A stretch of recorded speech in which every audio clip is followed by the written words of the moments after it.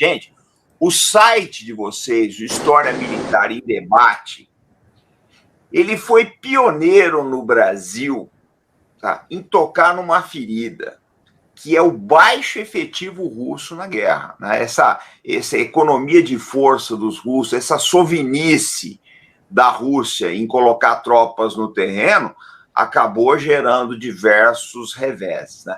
Aí eu queria ouvir agora o professor Ricardo Cabral, o doutor Rodolfo Queiroz.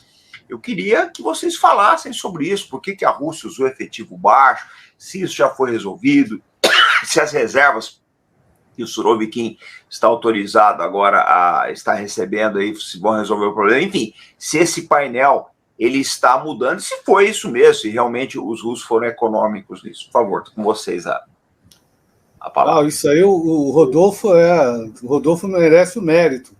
Ele chamou a atenção disso porque... mas veja, comandante, eu acredito que isso também nós já escrevemos. É que você fez uma demonstração de força.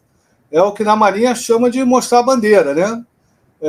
Você fez uma demonstração de força e, ao fazê-la, você encontrou um certo distanciamento, né?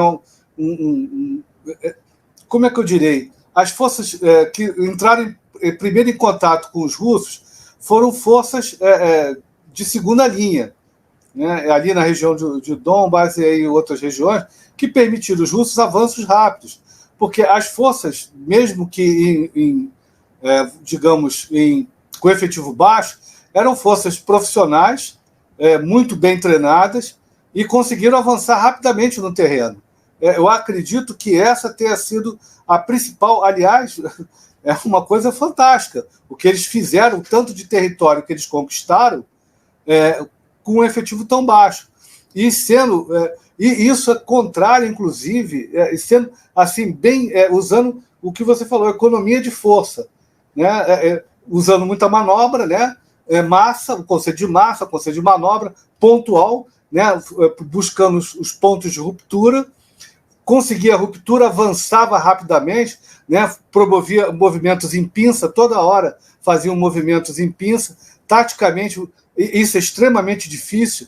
Isso lá no site me fez colocar sobre a Batalha de Canas, porque o pessoal começou a perguntar o que é o movimento de pinça, o que é pinça, e o que o Rodolfo chama de caldeirão, na verdade, são esses movimentos onde você cerca o inimigo e você promove a destruição. E isso é interessantíssimo. Como eles conseguiram fazer isso? Um pequeno efetivo. Aí vem as mudanças promovidas anteriormente. O BTG, o conceito de BTG, muito próximo à Brigada Strike, né? Essas brigadas muito rápidas, muito potentes, extremamente velozes, com um poder de fogo bastante razoável para aquilo que se interessa, apoio aéreo aproximado, até estilo bem ocidental. Isso chamou a atenção. Isso me chamou. Eu falei, poxa, os russos estão deixando a sua história, porque doutrinariamente o russo usa muita artilharia e muita massa. Promovem concentram força, rompem e começa aquele avanço. Não importa a perda de material, a perda de homens, e continua avançando até que ela se esgote. Forma uma defensiva, junta material, começa a concentrar força de novo e rompe. Só nós vimos a história da Segunda Guerra Mundial. Isso aconteceu em vários momentos. Diferente, né, do que aconteceu com os ucranianos. Alguém está colocando aqui o Cláudio Pistone Júnior, a curva de aprendizagem russa. Na verdade, eles aprenderam muito rápido, né, quando eles estavam avançando também muito rápido. Por quê? Em defensiva, a OTAN, o comandante sabe disso, quando a gente está em defensiva, o que a gente faz? Nós fazemos grupos, né, nível companhia, basicamente companhia, né, mas pode ser pelotão à frente, bem armados, entendendo? Com muito míssil anticarro, muito míssil antiaéreo para defesa aproximada, muito móvel, ataca com precisão e usa artilharia, principalmente apoio de fogo. E você vai fazendo um movimento retrógrado, né, para uma linha, e você vai desgastando, você vai degradando a capacidade ofensiva. Os ucranianos fizeram isso. A curva de aprendizagem ucraniana Claro, não deles, isso veio da OTAN, porque isso é uma estratégia não, mas desculpa, uma tática que é utilizada pelos exércitos ocidentais, né? Os russos, normalmente, eles fariam várias linhas de defesa, né? E iam, à medida que for rompendo, fazendo um contra-ataque. Rompe uma linha de defesa, eles fazem um contra-ataque para tentar barrar. Se esse tem força suficiente, eles recuam para a segunda linha, tomam uma segunda... E eles vão fazendo isso. Isso é a estratégia normal. Essa defesa em camadas, né, que atualmente tanto os russos quanto todo mundo usa, com bastante apoio de fogo e contra-ataques pontuais, é uma experiência que vem das guerras israelenses, que foi muito apropriada, né, pelos americanos, que aprenderam bastante com isso, e hoje, até hoje nós utilizamos. Eu acho que esse é o ponto, né? Como a guerra se desenvolveu de maneira diferente a partir do momento que os ucranianos percebem a oportunidade, né? Começam a degradar as capacidades russas, os russos, temos que recuar, e aí o Surovikin foi contrário à história, né? A história russa, de manter forças em campo, manter a posição, fazer contra-ataques poderosos, né? Hoje eu estava debatendo com um colega justamente isso, a questão da artilharia, dessa artilharia móvel, né, dos russos, e como eles fazem esses contra-ataques pontuais. Aí eu comentando com ele, eu falei, poxa, eles aprenderam isso com Napoleão. Porque quando Napoleão avançou pela Rússia, foi exatamente pegaram a artilharia móvel do Napoleão e fazendo contra-ataques pontuais, sem muita preocupação com as perdas, para, vamos dizer, degradar as capacidades ou diminuir a velocidade do avanço para permitir que a retaguarda se organize de maneira mais consistente, a fim de barrar o avanço do inimigo. Eu acho que isso porque, Clausewitz de novo, né, você não combate contra uma força morfa. Um só bate e o outro só apanha. É uma luta de boxe, onde cada golpe resulta também num contragolpe extremamente potente que você tem que absorver para poder achar uma outra maneira de atacar. E essa é a essência da guerra.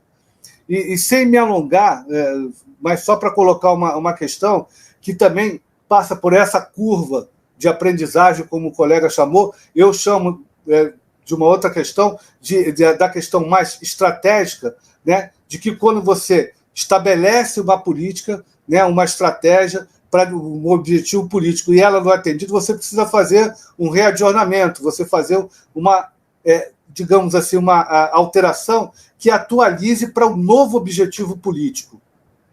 Esse novo objetivo político foi passar a guerra de uma operação especial, isso que eles estavam chamando de operação especial, seja o que isso queira dizer, para guerra.